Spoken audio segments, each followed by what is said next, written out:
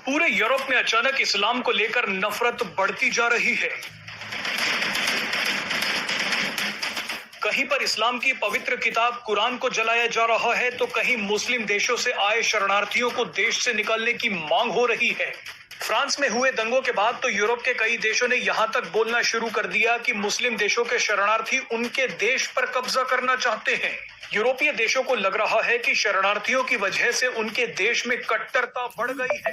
अब इसी बीच एक और खबर आई है जिसने पूरी दुनिया में हड़कंप मचा दिया है। आप जानते ही हैं कि यूरोपीय देश स्वीडन और डेनमार्क में लगातार कुरान का अपमान हो रहा है। स्वीडन और डेनमार्क में तो लोग अब छोटी छोटी बातों पर ही कुरान जलाने की धमकी दे रहे हैं। पहले स्वीडन में कुरान जलाई गई, उसके बाद डेनमार्क में भी कुरान जलाने का मामला सामने आ गया। लेकिन स्वीडन में अब एक और नया बवाल शुरू हो गया है।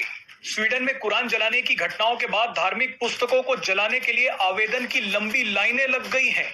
सैकड़ों लोग स्वीडन की पुलिस के पास कुरान जलाने की अर्जी लेकर पहुंच रहे हैं। इस नए तरीके का विरोध प्रदर्शन स्वीडन की सरकार को टेंशन में डाल रहा है।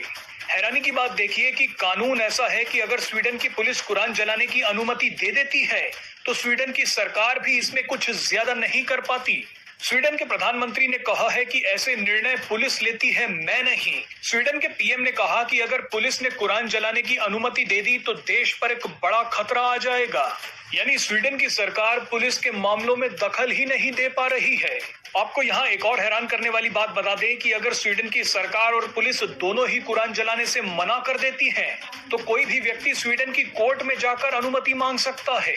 हाल ही में जो स्वीडन में कुरान जलाई गई, उसकी अनुमति स्वीडन की कोर्ट ने ही दी थी।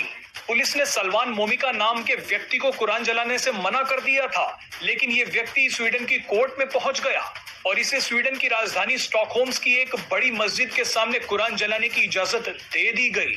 अभिव्यक्ति की आजादी के नाम पर स्वीडन में लगातार कुरान जलाने की इजाजत दी जा रही है।